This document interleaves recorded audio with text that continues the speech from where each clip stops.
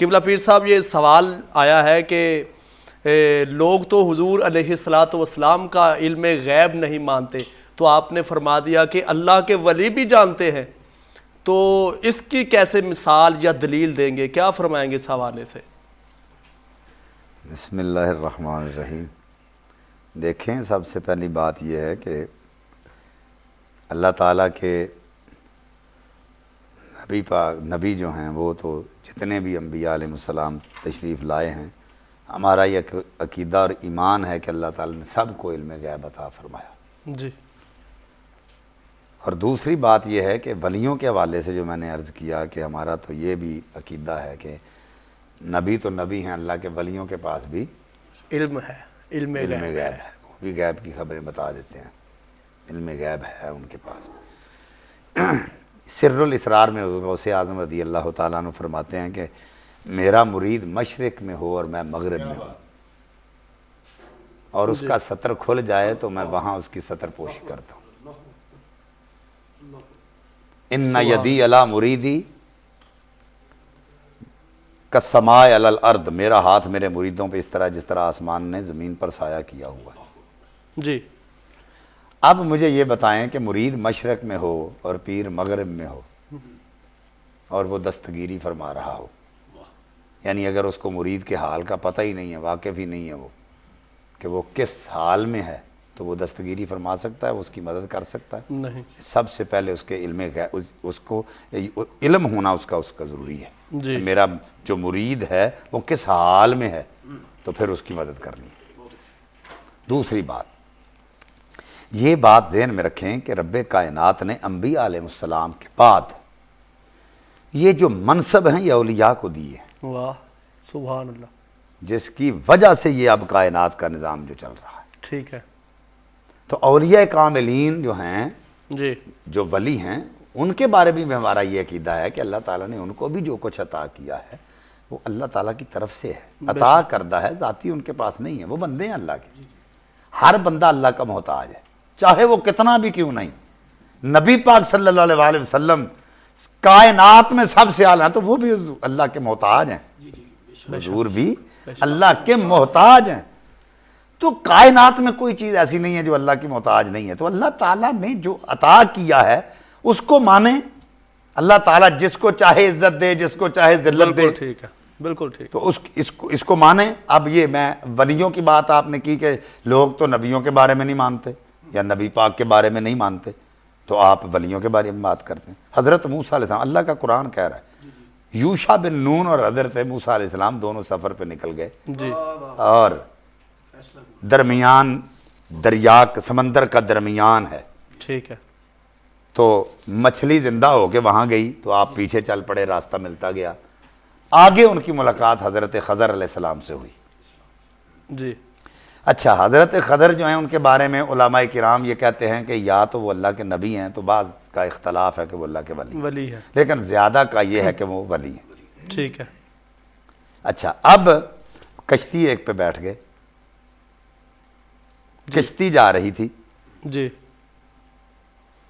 वो जो मल्लाह था ना, वो बेचारा गरीब बंदा था, गरीब बंदा था, माड़ा था, गरीब था, लेकिन रास्ते में जाते जाते ना हज़रत खज़र ने उसकी जो कश्ती का फट्टा था वो तोड़ दिया। हज़रत मूसा अलैहिस्सलाम को बड़ा दुख हुआ कि एक वो हमें कश्ती से पार लगा रहा है, हमारी मदद कर रहा है, और आपने उसका फट्टा तोड़ दिया। उसने कहा, आप नेक आदमी हो, आप अच्छे भले आदमी हो, नेक आदमी हो माशाल्लाह, तो मैंने आपसे कुछ नहीं लेना, आप बैठे, मैं आपको छोड़ देता। तो हज़रत मूसा अलैहिस्सलाम को गुस्सा आया कि उसने भला किया और आपने उसकी कश्ती को तोड़ दिया, उसका फट्टा तोड़ दिया जी, ठीक है। आपने फरमाया, मैंने आपको कहा था ना कि सब्र करना है, बात नहीं करना, इन्नका लन तस्तती मइया सब्रा, मैंने कहा था सब्र करना है, तो आप फिर बोल पड़े। अब ठीक है, वहां से आगे गए, एक जगह पे, एक गांव में अंदर, मतलब समंदर के किनारे पे जा रहे थे, तो वहाँ बच्चे खेल रहे थे। एक बच्चे को आपने पकड़ा, उसका गला दबा दिया, उसको मार दिया। हज़रत मूसा को फिर बड़ा दुख हुआ, अल्लाह, छोटा सा बच्चा, बच्चे खेल रहे हैं और आपने उसको पकड़ा और उसकी गर्दन को दबा दिया, उसको मार दिया। आपने कहा, मैंने कहा था ना खामोश रहना, बोलना नहीं, मैंने तुम्हें कहा था ना खामोश रहना, बोलना, सब्र करना, लेकिन तुमने सब्र नहीं किया। आगे गए, एक गांव में उनसे खाना मांगा, उन्होंने खाना नहीं दिया। दीवार गिरने वाली थी, आपने रोक दी। मूसा अलैहिस्सलाम ने कहा ये क्या बात हुई? अच्छा, जिन्होंने खाना नहीं दिया उनकी दीवार बचा दी और दूसरा उधर बच्चा भी मार दिया और उसकी, आपने फिर तीनों का जवाब दिया। अल्लाह का कुरान अब जवाब दे रहा है इसका कि हजरत खजर ने क्या कहा मूसा अलैहिस्सलाम को। वो अल्लाह के नबी हैं जिनको वली जवाब दे रहा है। जी ठीक है। जवाब क्या दिया कि जो मैंने कश्ती का फट्टा तोड़ा था, मुझे पता है कि इस बंदे ने हमें हमारी मदद की और इसने कहा कि आप नेक बंदे हो, तो आप बैठो, मैं आपसे कोई किराया नहीं लूंगा, आपको पार लगाऊंगा। तो हम बैठ गए। तो मैंने उसका फट्टा इसलिए तोड़ा था कि दूसरी तरफ एक बादशाह है जो कश्तियां रोक रहा था और नई कश्तियों को रोक रहा था। जो ऐब वाली कश्ती उसको नहीं रोकता था, मैंने इसमें ऐब पैदा कर दिया ताकि ये हमें हमारी मदद की है, तो इसकी कश्ती बच जाए। सुभान अल्लाह, सुभान अल्लाह। अब हजरत खजर को ये कैसे पता चल गया कि उधर बादशाह खड़ा है और वो कश्तियां रोक रहा है? ठीक है। दूसरी बात, कहा कि मैंने बच्चा मारा और आपसे सब्र नहीं हुआ। बच्चा इसलिए मारा, शक्की लिखा हुआ देखा, जहन्नुमी लिखा हुआ देखा, वो अपने वालिदैन के लिए वो जलालत का बायस बनता, मैंने इसलिए उसको मार दिया है। और मार तो दिया है लेकिन अल्लाह ताला उसका नेमुल बदल उनको अच्छा अता फरमाएगा। सुभान अल्लाह, सुभान, उनको अल्लाह नेक साले बेटा अता करे। और तीसरा, जिन्होंने हमें खाना नहीं दिया जी, और मैंने उनकी दीवार थमा दी, वो दीवार के नीचे यतीम बच्चों का खजाना था। अगर दीवार गिर जाती तो लोग खजाना ले जाते, उन बच्चों का माल ले जाते। तो मैंने इसलिए उस दीवार को खड़ा किया कि उनका माल बचा रहे। पता ये चला कि कुरान ये गवाही दे रहा है कि हजरत खजर अल्लाह के वली हैं। अगर उनको इल्मे गैब है तो फिर नबी तो आला है। बेशक, अगर वली को इतना इल्मे गैब है अल्लाह की तरफ से तो फिर नबी तो नबी है, तो फिर इमामुल अंबिया, सुभान अल्लाह, उनका तो फिर क्या मुकाम है। और इस पे तो करोड़ों दलीलें इल्मे गैब पे हैं। मैंने बहुत सारी कट कर दी हैं। हुजूर का गुजर तो कब्रिस्तान से हो रहा था, आपकी सवारी ने वहाँ फुदकना शुरू कर दिया और आपने उतरे और एक गरीन आपने वो टहनी मंगवाई और वहाँ उसको तोड़ा, खजूर की टहनी को, एक उस पर गाड़ दिया, उस पर गाड़ दिया। सहाबा ने अर्ज की हुजूर ये क्या? अब मुझे ये बताएं कि वहाँ पे फुदकी कौन थी? सवारी। अब उसको कैसे पता चल गया था? पता ये चला तुम रसूल के इल्मे गैब की बात करते हो, जिस पर रसूल बैठ जाए वो सवारी को भी इल्मे गैब आ जाता है।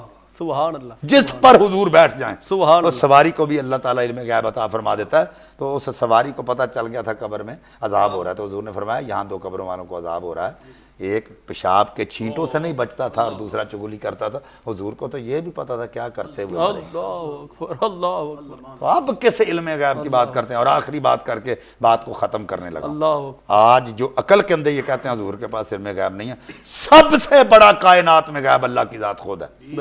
ओ इतने अंबिया इबादतें करते रहे, आज तक लोग इबादतें करते हैं, अल्लाह किसी को नजर नहीं आया। तो जिस रब ने अपना आप मुस्तफा के सामने कर दिया, ये गैब भी नहीं छुपाया, और कौन सा गैब है जो सामने छुपा के रखेगा? खुद को भी मुस्तफा से छुपा के नहीं रखा, अपना आप जाहिर कर दिया, तो फिर और कौन सा? वाह वाह वाह वाह, बहुत अच्छे, बहुत अच्छे। अच्छा किबला पीर साहब, एक सवाल और मैं ऐड कर लेता हूँ। आपने मिसाल दी कुरान पाक से कि एक तरफ नबी हैं, दूसरी तरफ वली हैं।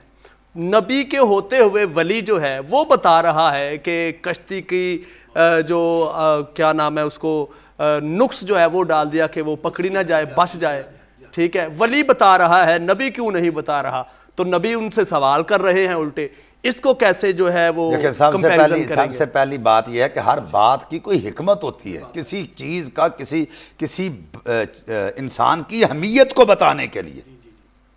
इसका ये भी मतलब ना समझे कि मूसा को पता नहीं था। जी जी जी, ठीक है, ठीक। अगर ये मतलब लेंगे कि मूसा अलैहिस्सलाम पूछते रहे तो मूसा अलैहिस्सलाम भी हिकमत के तहत पूछते रहे कि क्यों तोड़ी, कि हजरत खिदर बताएं। क्यों भाई बच्चा मारा, खिदर बताएं। क्यों भाई दीवार खड़ी की, खिदर ही बताएं। ठीक है, अल्लाह के नबी खुद भी बता सकते थे। अल्लाह के नबी को अल्लाह ताला ने ये इल्म दिया हुआ था। जो हम कलाम होते थे, इल्म नहीं था। जो अल्लाह से बात कर रहा है, जी। क्या उसके पास इल्म भी नहीं होगा? था, लेकिन कोई हिकमत होती है। अगर ये कोई कहे कि मूसा पूछ रहे थे तो इस वजह से मूसा को पता नहीं है, तो अल्लाह भी पूछ रहा है तिल का भैया मैंने कहा मूसा, मूसा बता तेरे हाथ में क्या है, तो अल्लाह को भी पता नहीं। तो अगर कोई ये कहे कि अल्लाह को पता था लेकिन हिकमत की वजह से पूछा है, तो वहां भी इल्म था लेकिन हिकमत की वजह से पूछा। वाह वाह वाह।